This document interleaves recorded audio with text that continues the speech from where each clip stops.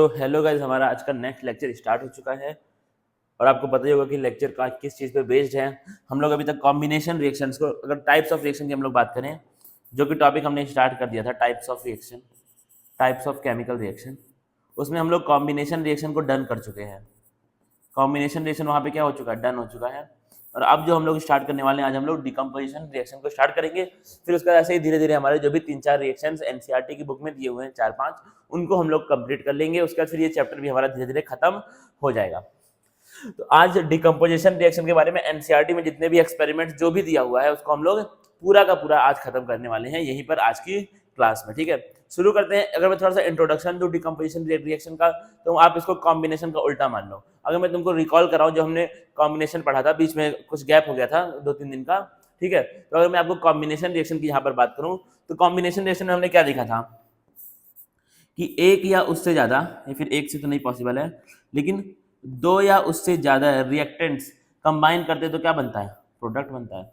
उसी को हम लोग क्या बोल रहे थे, कॉम्बिनेशन रिएक्शन। इसका उल्टा कर दो, एक प्रोडक्ट जब टूटेगा तो 2 या उससे ज्यादा रिएक्टेंट बनेंगे। या फिर अब जब रिएक्शन उल्टा हो गया तो प्रोडक्ट अब क्या बन जाएगा, रिएक्टेंट बन जाएगा, और रिएक्टेंट क्या बन जाएगा, प्रोडक्ट बन जाएगा।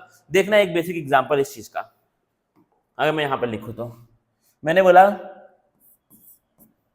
2A प्लस B, ये कंबाइन किया तो क्या बना तुम्हारा, BA2। ये आपका एक नया प्रोडक्ट यहां पर बना। इसको तो मैं क्या बोलूंगा,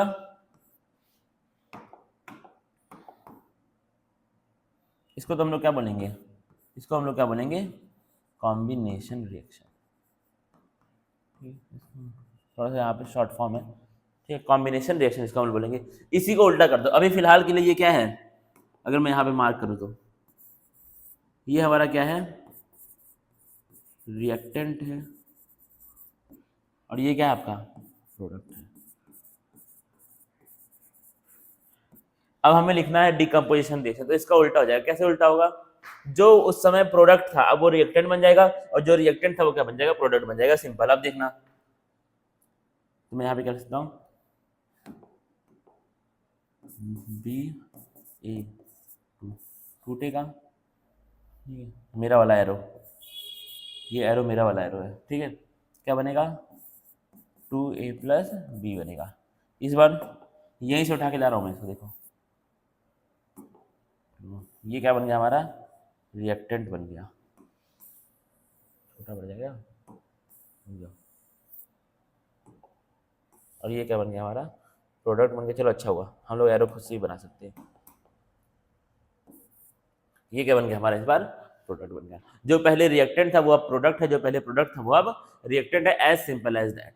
इतनी सी खाली यहाँ पे आपको बात करनी है। तो इस तरीके से आप लोग रिएक्शंस को अगर लिखना आपको आता है, तो मैं यहाँ पे अब इसको मैं क्या लिखूंगा, ये क्या है हमारा, डीकम्पोजिशन रिएक्शन है। तो अगर आपने कॉम्बिनेशन को ध्यान से पढ़ा है तो डीकम्पोजिशन पढ़ने में तुमको कोई दिक्कत नहीं होगी। लेकिन बस अंतर यह है कि डिकम्पोजिशन रिएक्शन होने के लिए कुछ ना कुछ कंडीशन वहां पे होनी चाहिए। या तो यहाँ पर हीट होनी चाहिए, लाइट होनी चाहिए, या फिर क्या होनी चाहिए, यहाँ पे इलेक्ट्रिसिटी, कोई ना कोई सोर्स ऑफ एनर्जी यहाँ पे यूज होगा, तभी ये कंपाउंड टूटेगा। उसका रीजन क्या होगा, मैं तुमको बताता हूँ एक छोटा सा रीजन, ठीक है। थोड़ा सा हम लोग जाएंगे बाहर एनसीईआरटी के। जब भी दो कंपाउंड्स आपस में कंबाइन होते हैं, यहाँ पे ए था और कौन था, बी था, जब ये दोनों आपस में कंबाइन होंगे, इसका मतलब इनके बीच में बॉन्ड्स बनेंगे। अब बॉन्ड क्या होता है आपका, बॉन्ड क्या होता है, force of attraction between 2 atoms और 2 मॉलिक्यूल्स, या फिर कुछ भी हम लोग बोल सकते हैं। तो क्या है, फोर्स ऑफ अट्रैक्शन को हम लोग बोलते हैं बॉन्ड, ठीक है। और जब बॉन्ड बनता है, बॉन्ड तभी बनता है जब जो बन रहा है कंपाउंड, बॉन्ड बनने के बाद वो क्या हो, स्टेबल हो। वो क्या हो, स्टेबल हो। मतलब क्या है, दो लोग तभी जुड़ेंगे, दो लोग आपस में तभी उनका रिश्ता बनेगा जब उनका रिश्ता बनने के बाद क्या हो, स्टेबल हो।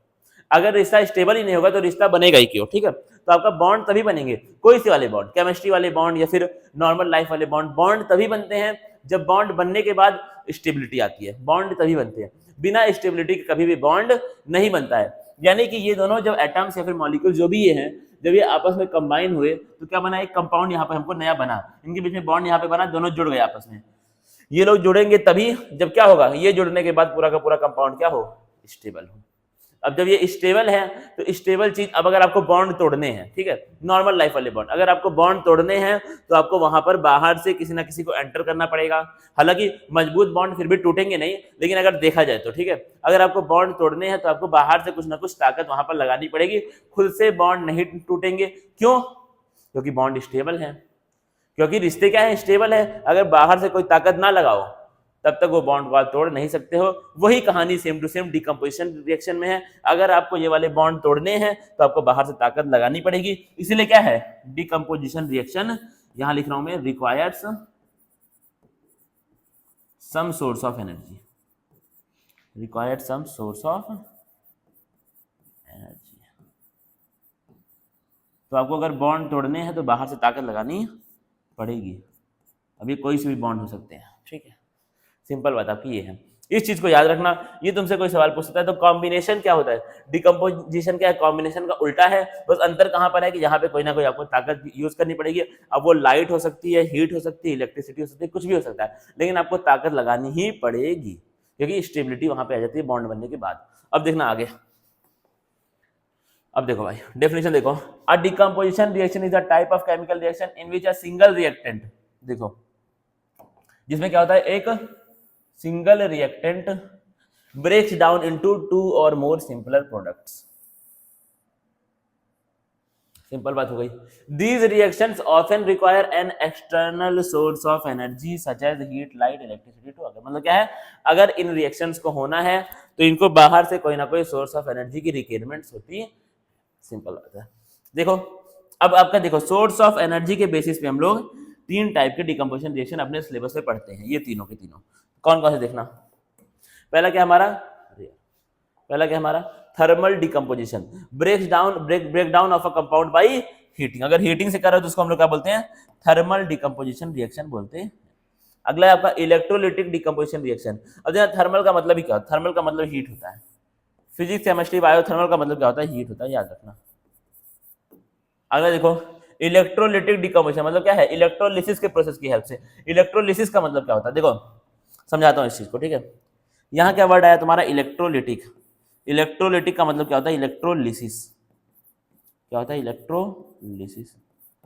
अब इलेक्ट्रोलिसिस को अगर हम लोग तोड़े तो, शब्दों को तोड़ना अगर आपको आता है तो वैसे भी चीजें आपके लिए साइंस में बहुत आसान हो जाती हैं अगर आपको शब्दों को तोड़ना आता है तो। देखो इलेक्ट्रोलिसिस का मतलब क्या होगा, इलेक्ट्रो का मतलब क्या होगा, इलेक्ट्रोलिसिस। चलो यार इससे निकाल लेंगे, समझ में नहीं आएगा। यहाँ देखना, चलो ये फिर इसी में देखो ना। इलेक्ट्रो का मतलब क्या हो गया तुम्हारा, इलेक्ट्रिसिटी। इलेक्ट्रो का मतलब क्या हो गया, इलेक्ट्रिसिटी। इलेक्ट्रोलिसिस हालांकि बच्चों ने बच्चे पढ़े होंगे, अगर नहीं भी पढ़े होंगे तो अब पढ़ लेंगे हम लोग, चैप्टर्स में हमारे आने वाला है। मेटल एंड नॉन मेटल में पूरा डिटेल में इलेक्ट्रोलिसिस का प्रोसेस वहाँ पर दिया हुआ है, तो उसको हम लोग पढ़ेंगे ही पढ़ेंगे, कोई दिक्कत वाली बात नहीं है। और लिसिस का मतलब क्या होता है, फिर इसको ऐसे ही करते हैं। लिसिस का मतलब क्या होता है, ब्रेक डाउन। क्या होता है, ब्रेक डाउन। तो इसको मैं अगर ऐसे अच्छे से लिखूं, पूरी तरीके से लिखूं तो क्या लिख सकता हूं मैं, देखना इसको मैं अगर मिला के लिखता हूं तो इसका मतलब क्या हुआ, break down by electricity. Electricity की हेल्प से किसी चीज को तोड़ना, उसको हम लोग क्या बोल देंगे, इलेक्ट्रोलिसिस। इसको लिख लो भाई, इंपॉर्टेंट है, लोग बताते नहीं इसका मतलब। तो क्या हुआ, सिंपल, अगर आपको शब्दों को तोड़ना आता है, देखना साइंस की एक बहुत इंपॉर्टेंट, मैं तुमको ट्रिक बताता हूँ। अगर तुमको शब्दों को तोड़ना आता है साइंस में तो आपके लिए साइंस बहुत ज्यादा आसान हो जाए। जैसे देखो मैंने इसको तोड़ा, जैसे कि मैंने इसको यहाँ पे तोड़ा है, ठीक है, तो आपको इस तरीके से शब्दों को तोड़ना आना चाहिए। शब्दों को अगर तोड़ना आता है तो 11, 12, 10th की साइंस आपके लिए बहुत ज्यादा आसान होने वाली है। तो आप याद रखिएगा, ये चीज आपके लिए बहुत इंपॉर्टेंट रहेगी। तो क्या हुआ तुम्हारा, ब्रेक डाउन बाय इलेक्ट्रिसिटी। अब देखो वही चीज यहाँ पे लिख दिया, क्या लिखा है, break down of a compound using electricity. इसको भाई अपना लगा लेते हैं।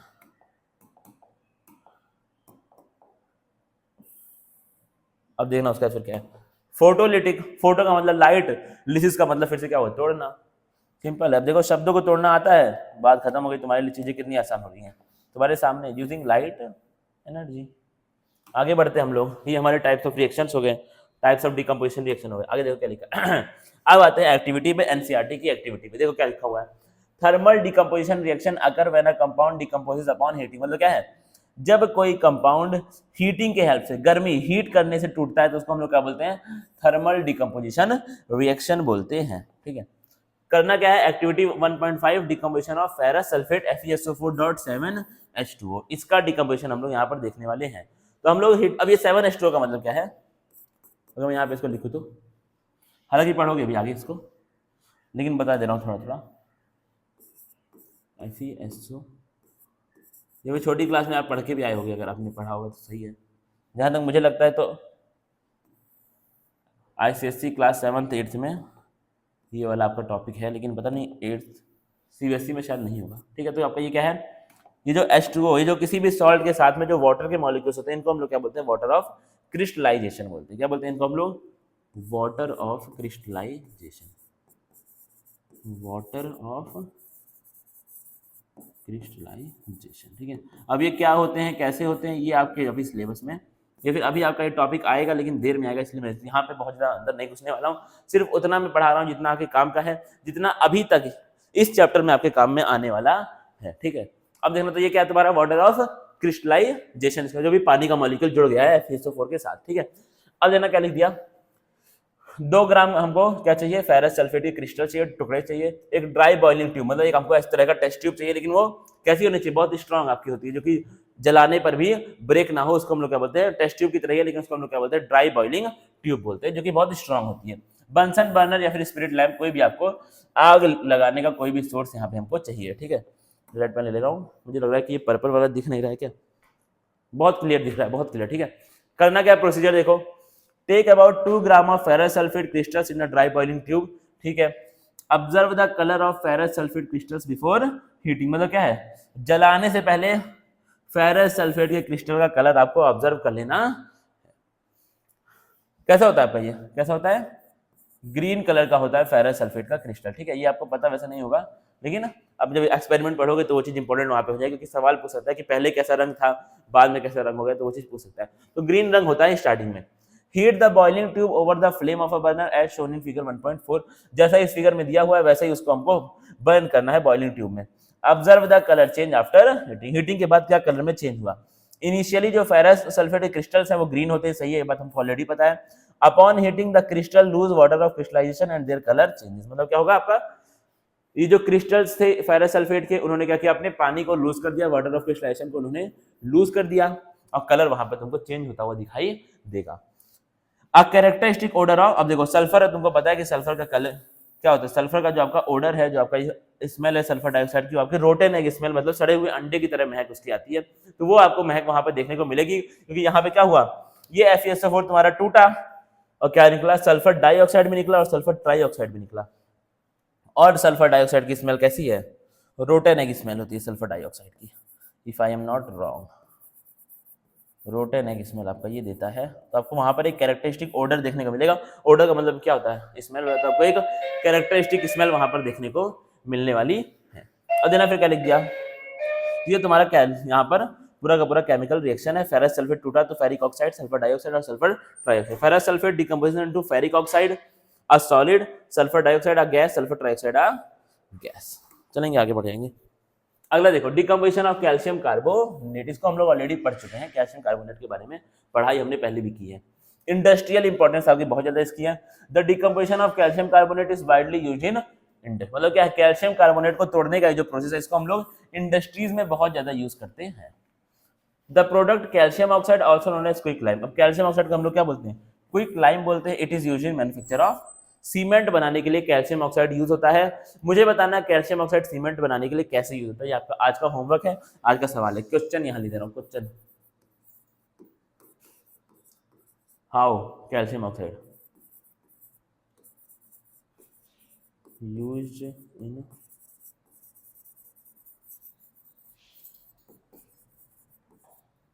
मैन्युफैक्चर ऑफ, ये आपका आज का सवाल यहाँ पे आ गया। ठीक है, how calcium oxide is used in manufacture of cement. देखो बड़े ध्यान से यहाँ पे देखेंगे क्या हुआ, तो आपका कैल्शियम, इसको हम लोग लाइमस्टोन बोलते हैं कैल्शियम कार्बोनेट को, इसको हीट करेंगे कैल्शियम ऑक्साइड, जिसको हम लोग क्विक लाइम बोलते हैं, साथ में क्या निकलेगी, कार्बन डाइऑक्साइड गैस यहाँ पर आपकी निकलेगी। ये भी क्या है, डिकम्पोजिशन रिएक्शन का एक एग्जाम्पल है। जितने एग्जाम्पल्स एनसीईआरटी में दिए हुए हैं वो तो आपके लिए अटमोस्ट इंपॉर्टेंट है। क्या है? अटमोस्ट इंपॉर्टेंट है। ठीक है, अब देखना पड़ेगा ध्यान से। Decomposition of lead nitrate, materials required 2 gram of lead nitrate powder PbNO3 whole twice, a boiling tube, Bunsen burner, tongs। Bunsen burner and tong मतलब क्या हुआ? पकड़ना, चिमटी जिसको हम लोग बोलते हैं वो आपका टोंग है। ठीक है, बंसन बर्नर का मतलब क्या है? आपका बर्नर जो भी है। बॉइलिंग ट्यूब मतलब एक बहुत हार्ड टेस्ट ट्यूब, एक बहुत स्ट्रॉन्ग टेस्ट ट्यूब जो जलाने पे भी खत्म, टूटे फूटे ना। देखो क्या करना है तुमको, 2 ग्राम लेड नाइट्रेट पाउडर ले लो बॉइलिंग ट्यूब में, PbNO3 hold hold the boiling tube with a pair of tongs, क्योंकि अगर खुद से होल्ड करोगे अपने हाथ से तो वहां पे जलने के चांस है। Heat the boiling tube over a flame, observe the changes. Brown fumes are observed which are of nitrogen dioxide. क्या होगा जब ये टूटेगा? देखना, लेड नाइट्रेट जब टूट रहा है तो क्या निकल रहा है? लेड ऑक्साइड, नाइट्रोजन डाइऑक्साइड और ऑक्सीजन। अब ये आपको याद करने पड़ेंगे। ठीक है, इसका कोई ट्रिक नहीं होता है। डिकम्पोजिशन रिएक्शन में प्रोडक्ट क्या बनेंगे, इसका कोई ट्रिक अभी तक मैंने अपने लाइफ में नहीं पाया है और ना ही होता है, तो आपको इनको याद करना पड़ेगा। जो जो एनसीईआरटी में एक्टिविटीज या एग्जांपल्स दिए हुए हैं वो आपको बाय हार्ट होने ही चाहिए। ठीक है, तो ये रिएक्शन तुमसे वो पूछ लेगा कि जब हम लोग लेड नाइट्रेट को बर्न करते हैं तो कुछ ब्राउन फ्यूम्स वहां पर दिखाई देते हैं। जो ब्राउन फ्यूम्स हैं ये किस चीज के हैं? ये जो ब्राउन फ्यूम्स है, वैसे ब्राउन जो भी आपके टुकड़े हवा में उड़ रहे हैं वो किस चीज के हैं, ये आपको बताना पड़ेगा। Lead nitrate decomposes into lead oxide, nitrogen dioxide and oxygen. Simple आपका ये रिएक्शन यहाँ पर है जो कि एनसीईआरटी में भी दिया हुआ है विथ डायग्राम। फिर देखो क्या लिख दिया, electrolytic decomposition of water. Electrolytic decomposition occurs when electricity is used to break down a compound into simpler substance। मतलब क्या है, हमने थर्मल डिकम्पोजिशन वाला पार्ट हमारा पूरा हो चुका है। अब हम नेक्स्ट डिकम्पोजिशन रिएक्शन के टाइप पे आ चुके हैं जो क्या है, इलेक्ट्रोलिटिक डिकम्पोजिशन है। पानी का देखना बड़ा आसान, बहुत आसान है, देखने में टफ लगता है लेकिन बहुत ज्यादा आसान है। इजी पीजी जिसको मैं बोलता हूँ वो आपका ही आने वाला है। देखना पड़े ध्यान से। करना क्या, तुमको एक प्लास्टिक का मग ले लो, नॉर्मल जो घरों में होता है, रबर स्टॉपर ले लो, कार्बन के इलेक्ट्रोड्स ले आओ, इसको हम लोग ग्रेफाइट के रॉड बोल रहे हैं, 6 वोल्ट की क्या ले आप यहाँ पर बैटरी है। सिंपल बात है। वाटर ले आओ, डाइल्यूट सल्फ्यूरिक एसिड ले आओ और 2 टेस्ट ट्यूब्स ले आओ, उस तरीके की वहां पे दी गई है। Take a plastic mug and drill 2 holes at its base. मतलब क्या है, एक प्लास्टिक मग ले आओ, उसके बेस पे 2 होल कर दो। सिंपल बात है, 2 होल यहाँ पे आपने कर दिए। Fit rubber stopper into these holes and insert carbon electrode. क्या करो, रबर के स्टॉपर्स लगा दो होल में, जिससे क्या होल आपका टाइट हो जाए, तो रबर के स्टॉपर होल में लगा दो। फिर क्या करो, कार्बन के इलेक्ट्रोड जो कि आपके ग्रेफाइट के रॉड्स हैं, कार्बन से ही बनाना ग्रेफाइट, कार्बन का एक रूप है ग्रेफाइट, तो क्या है, ग्रेफाइट के रॉड उसके अंदर अपने स्टॉपर के अंदर डाल के अच्छे से लगा दो। Connect electrodes to a 6 volt battery. Electrodes को कनेक्ट कर दो किससे? 6 वोल्ट बैटरी से। Add a fill the mug with water. Water से मग को आपको फिल कर देना है। Add a few drops of dilute sulphuric acid to the water. अब क्या होगा, यहाँ पर इलेक्ट्रिसिटी अभी कंडक्ट नहीं हो पाएगी, लेकिन जब तुम पानी में क्या डालोगे, सल्फ्यूरिक एसिड का कुछ ड्रॉप डाल दोगे तो उससे क्या होगा, सल्फ्यूरिक एसिड आपका ब्रेक हो जाएगा आयंस में, H+SO4-2। जब इनमें ब्रेक हो जाएगा और ये आयंस आपको क्या करेंगे, इलेक्ट्रिसिटी के फ्लो को स्टार्ट कर देंगे। इलेक्ट्रिसिटी अपने से स्टार्ट नहीं होती है, इलेक्ट्रिसिटी को स्टार्ट करने के लिए कुछ ना कुछ प्रीकर्सर आपको वहां पर चाहिए होता है। उसको स्टार्ट कौन करेगा, यहाँ पर हमारे पास जो सल्फ्यूरिक एसिड हम लोग यहाँ पे डालेंगे। तो फिर सवाल पूछेगा कि यहाँ पर सल्फ्यूरिक एसिड क्यों डाला गया, to initiate the flow of electricity. Add a few drops, हो गया। Invert 2 test tubes filled with water over the electrodes. 2 test tube को इलेक्ट्रोड्स के ऊपर ऐसे उल्टा करके रख दो। Switch on the current and observe for some time. Current को ऑन कर दो, कुछ टाइम के बाद आपको क्या देखने को मिलेगा, आपको देखने को मिलेगा कि जो पानी है, जो क्या है, पानी है, वो आपका यहाँ पर टूटना शुरू हो चुका है। पानी यहाँ पे टूट रहा है। अब अगर तुमको पता है तो एनोड कैसा होता है तुम्हारा, पॉजिटिवली चार्ज इलेक्ट्रोड जिसको हम लोग बोलते हैं, ठीक है, या फिर बस पॉजिटिव चार्ज। एनोड क्या होता है तुम्हारा, पॉजिटिव चार्ज होता है, और कैथोड कैसा होता है, नेगेटिव चार्ज होता है। ठीक है, ये आपको इतना पता होना चाहिए, नेगेटिव होता है वो कैसा होता है, पॉजिटिव होता है। अगर ये टूटेगा H2O, ठीक है, इसको अगर मैं बैलेंस करूँ तो यहाँ पे इसको 2 लगा दो और यहाँ पे क्या लगा दो, 2 लगा दो। बात करना होगी, जब तुम्हारा बैलेंस है इस तरीके से आपका ये टूटता है। ठीक है, हालांकि टूटता तो डिफरेंट होती है रिएक्शंस, लेकिन वो आपके सिलेबस में नहीं है, तो आपको सिर्फ इतना याद रखना है। तो अगर ये टूटेगा भी तो किसमें टूटता है, H+ में टूटता है, और किसमें टूटता है, OH- में टूटता है। जो OH- होता है इससे क्या बनता है, ऑक्सीजन बनता है, और H+ से क्या बनेगा तुम्हारा, हाइड्रोजन यहाँ पे बनेगा। हाइड्रोजन कितना बन रहा है, एक साथ 2 हाइड्रोजन गैस के मॉलिक्यूल्स यहाँ पे बन रहे हैं, याद रखना। और ऑक्सीजन गैस का एक ही मॉलिक्यूल बन रहा है। H+ कहाँ पे जाएगा, H2 बन करके H+ कहाँ पर जाएगा, ये कैसा पॉजिटिवली चाहे तो कहाँ पे जाएगा, कैथोड पे जाएगा, और ये कैसा नेगेटिवली चाहे तो कहाँ पे जाएगा, एनोड पे जाएगा। अपोजिटली चार्ज आपका अपोजिट चार्ज क्या करते हैं, एक दूसरे को अट्रैक्ट करते हैं। सिंपल यहाँ पे फ्लो ऑफ चार्ज यहाँ पे होगा, H+ फ्लो करेगा H2 के फॉर्म में और OH- फ्लो करेगा O2 के फॉर्म में। सिंपल देखो क्या लिख दिया, bubbles appear at both the electrode, दोनों इलेक्ट्रोड पे तुमको गैस देखने को मिलेगी। The bubble displace water in the test tube, जाहिर सी बात है जो भी टेस्ट ट्यूब के अंदर पानी भर गया उसको डिस्प्लेस करेगा ही करेगा बबल।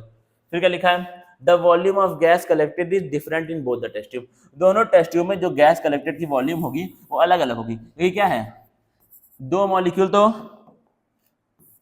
तो क्या है H2 के जाएंगे, लेकिन एक मॉलिक्यूल किससे जाएगा, O2 का जाएगा, तो वॉल्यूम ऑफ गैस क्या हो जाएगी, डिफरेंट ही रहेगा, जाहिर सी बात है। When tested with a burning candle the gas in one test tube burns with a pop sound, क्योंकि वो कौन सी गैस है, हाइड्रोजन गैस। हाइड्रोजन गैस हमेशा पॉप साउंड के साथ बर्न होती है, सभी को पता है। And the gas in the other test tube supports combustion, दूसरी गैस क्या करेगी, कंबस्टन को और सपोर्ट करेगी, मतलब वहां पे लगातार आग जो है वो जलती रहेगी। अब यहाँ पे क्या है, केमिकल रिएक्शन क्या अभी देखा हमने, तुरंत देख लिया, 2H2 गिव्स मेरा वाला एरो H2 प्लस O2 है 2H2, सिंपल आपका ये रिएक्शन यहाँ पे आता है, बहुत बेसिक रिएक्शन है। तो क्या करना है तुमको, जो गैस कलेक्टेड होगी उसकी वॉल्यूम का रेशियो क्या होगा, 2:1 के रेशियो में आपकी गैस जो है वो कलेक्टेड होती है। ठीक है, ये आपको इतना यहाँ पे पता होना चाहिए। हालांकि ये पूरा एक बहुत बड़ा प्रोसेस है, लेकिन अभी आपने क्योंकि चीजें नहीं सीखी हुई हैं इसलिए हम लोग अभी इसको यहाँ पे नहीं देख रहे हैं, जितना एनसीईआरटी में दिया सिर्फ हम लोग यहाँ पे उतना देख रहे हैं।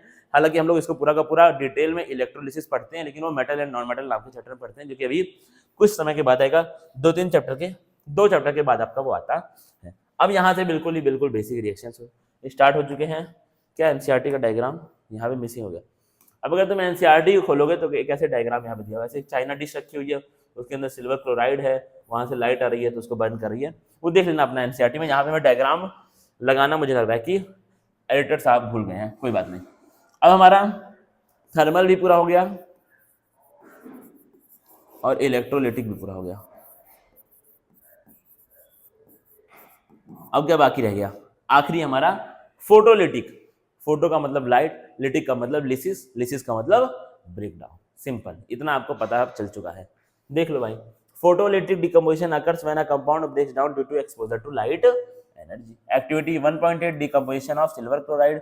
2 ग्राम का चाहिए सिल्वर क्लोराइड चाहिए, चाइना डिश चाहिए, और क्या चाहिए हमको यहाँ पे, सनलाइट चाहिए। प्रोसीजर क्या है, 2 ग्राम ऑफ सिल्वर क्लोराइड ले लो एक चाइना डिश में।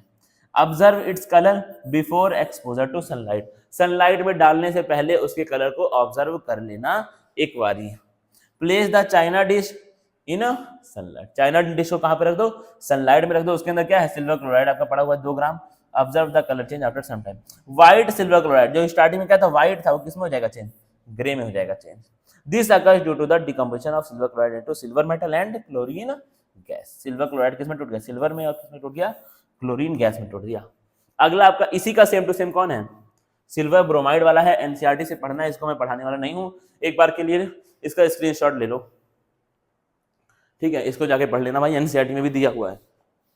खत्म, कहानी हो गई। अब देखना ये क्या है तुम्हारा, एंडोथर्मिक रिएक्शंस। इसको हम लोग अगली क्लास में स्टार्ट करने वाले हैं। आज हमारा डिकम्पोजिशन रिएक्शन पूरा हो चुका है, ठीक है। अब इसी के साथ हम लोग कहाँ मिलने वाले हैं, अगली क्लास में हम लोग मिलेंगे। 2-3 लेक्चर्स में हमारा ये चैप्टर पूरा हो जाएगा।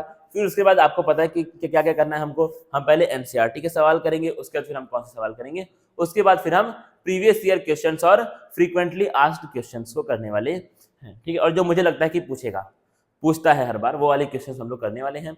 मिलेंगे अगली क्लास में, तब तक के लिए थैंक यू गाइस।